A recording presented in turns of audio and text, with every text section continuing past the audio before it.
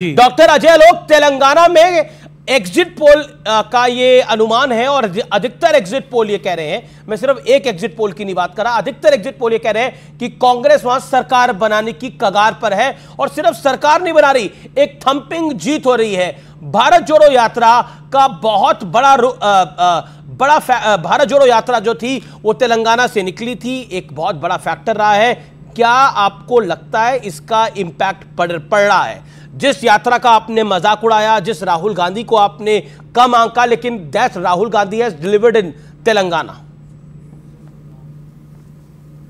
देखिए अमीश, मैं आपके साथ कर्नाटका चुनाव के दौरान भी था, भारत जोड़ो यात्रा के दौरान भी था। मैंने हमेशा कहा यह भारत जोड़ो यात्रा नहीं थी, मुसलमान जोड़ो यात्रा थी। आंकड़े इसकी बात की पुष्टि करेंगे। अगर कांग्रेस वहां पे लैंडस्लाइड जीत रही है तो मुझे यह बताइए कि जब पिछले चुनाव में कांग्रेस पार्टी को वोट मिले थे 28.4%, सीट मिली थी 19 जी, और टीआरएस को वोट प्रतिशत मिले थे 45.8, सीट मिली थी 88। हमें मिले थे 7% वोट, सीट मिली थी 1। इस बार क्या हुआ है कि ये तुष्टीकरण का जो रेस हुआ है, मुसलमान पटाओ आंदोलन, तो ये कर्नाटका से चला। अभी लगता है अगर ऐसा हुआ, अगर वो तो कल पता चलेगा, तो इसका मतलब कि तुष्टीकरण की जो रेस चल रही थी कांग्रेस और बीआरएस में कि ज्यादा मुसलमान कौन पटा सकता है, तो लगता है फिर कांग्रेस लगता है बीआरएस को हरा देगी इसमें मुसलमान पटाने में।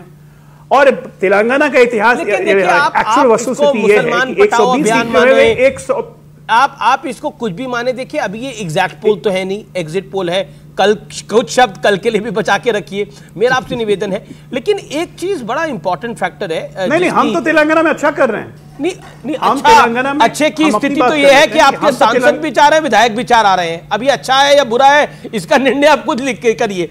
आप मतलब आपके सांसद भी चाह रहे हैं और विधायक भी 4 से 8 ही आने की संभावना है। अभी अच्छा है या बुरा है उसको आप खुद जाने। आप डॉक्टर अजय आलोक, आप वरिष्ठ आदमी हैं, मुझे आपको बताने की जरूरत नहीं है, लेकिन it is a setback for Bharatiya Janata party.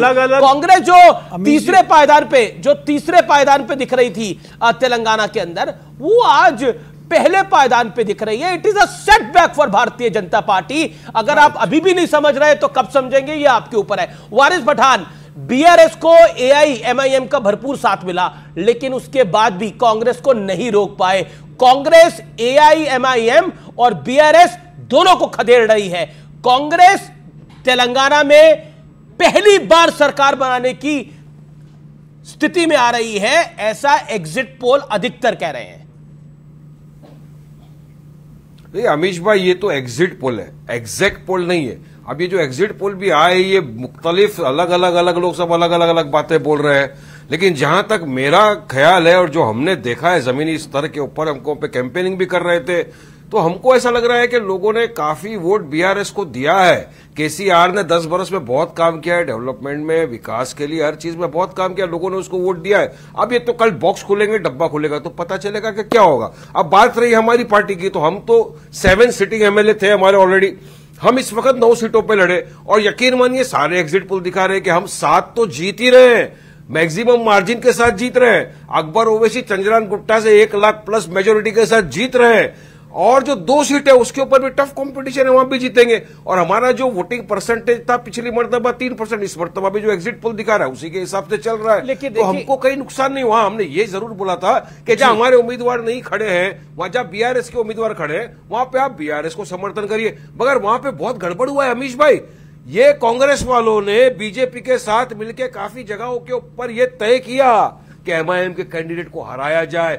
गोशा महल के अंदर कांग्रेस ने डमी कैंडिडेट दे दिया ताकि राजा सिंह जीत जाए। अरे नामपल्ली के अंदर मैं आपको बता रहा हूं, बीजेपी आई नहीं कैंपेनिंग करने के लिए ताकि कांग्रेस वाले को बेनिफिट मिल जाए और हमको हरा दिया जाए। पोलिंग के दिन भी कितने दादागिरी किए, एग्जैक्ट जो वोटर थे वोट डालने को नहीं दिया। हमारे कांग्रेस के नेता मेरे साथ कोई जुड़ेंगे तो मैं उनसे पूछूंगा कि क्या अंडरस्टैंडिंग है। दो पहलू है। जी देखिए, हम जीत रहे, मगर बीजेपी का तो वारिस जी से मैं ये पूछना चाहता हूं, आप यूपी में लड़े 94 सीट पे, आप बिहार में लड़े 70 सीट पे, जहां से आपकी पार्टी का जो गढ़ है, जो आपका राज्य, वहां आप 7 सीटों पे लड़ते हैं। आप तो पूरे देश में भारतीय 9 पे लड़ते हैं। कहां लड़ने का आप एक बात बताइए, ये देश पूछना चाहता, आप नुमाइंदगी करना चाहते हैं, पूरी दुनिया में आप डंका पीटते हैं कि हम एक धर्म विशेष का, एक वर्ग विशेष के हम नुमाइंदे हैं, हमारे अलावा कोई और देखने वाला ही नहीं है। और उसके बाद आप अपने राज्य में पूरी सीटों पर चुनाव नहीं लड़ते, तो भैया आपकी अंडरस्टैंडिंग है, आप क्या कर रहे हैं ये देश जान चुका। और मैं आपको बताना चाहता हूँ वानी भाई, आप बहुत अच्छे इंसान हैं।